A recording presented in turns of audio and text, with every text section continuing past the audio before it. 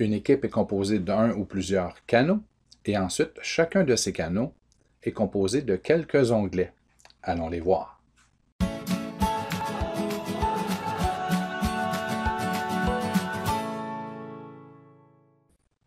Prenons quelques instants pour aller voir un peu plus en détail les onglets et comment créer de nouveaux onglets dans votre équipe. Donc, je vais choisir mon groupe classe. On le sait, le canal général qui est obligatoire a un onglet Publication, Fichier, Bloc-notes, Devoirs et l'enseignant-l'enseignante voit aussi l'onglet Notes. Les canaux secondaires, donc ceux qu'on a créés nous, n'auront que Publication et Fichier par défaut, évidemment pour l'enseignant Notes. Donc allons-y. Publication, c'est votre mur, on l'a déjà vu. C'est un mur de publication, un blog. Vous avez l'espace de fichier et vous remarquerez que dans général, il y a support de cours, on y reviendra. Vous avez un document collaboratif qu'on ne touche pas pour l'instant, c'est un OneNote de classe, donc si vous préférez un Class Notebook. Et vous avez l'onglet Gestion des devoirs où vous pouvez voir les travaux qui ont été affectés aux élèves ou les activités qui ont été affectées aux élèves dans les derniers jours, dernières semaines.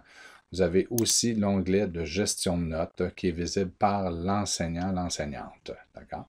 Que vous pouvez utiliser ou non. La beauté de tout cela, c'est que vous pouvez vous ajouter des onglets.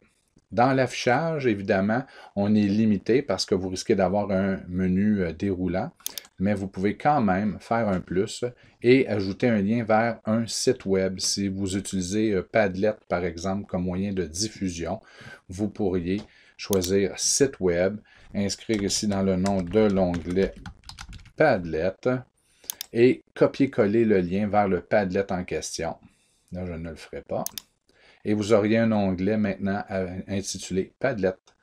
Vous pouvez aussi faire un lien vers un wiki, une espèce de fichier texte, question-réponse. Donc, directement vers un fichier Word, si vous le désirez, c'est possible de le faire ici. Et vous avez même des modules complémentaires, donc, qui sont préprogrammés, que vous pouvez utiliser si vous le désirez. Faire attention, certains de ces outils ne sont pas accessibles gratuitement ou sont de type freemium. Donc, on a quelques essais, une fonctionnalité de base gratuite et ensuite c'est payant. Donc, faire attention. Il y en a qui sont de très beaux outils, d'autres, il faut tenir compte qu'ils sont peut-être payants ou limités. Donc, vous avez ici des exemples d'outils que vous pouvez utiliser.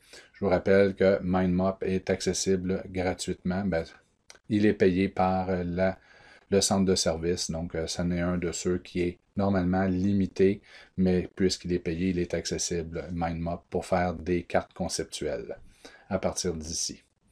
Donc, vous pouvez, avec le plus, vous ajouter des onglets pour les personnaliser.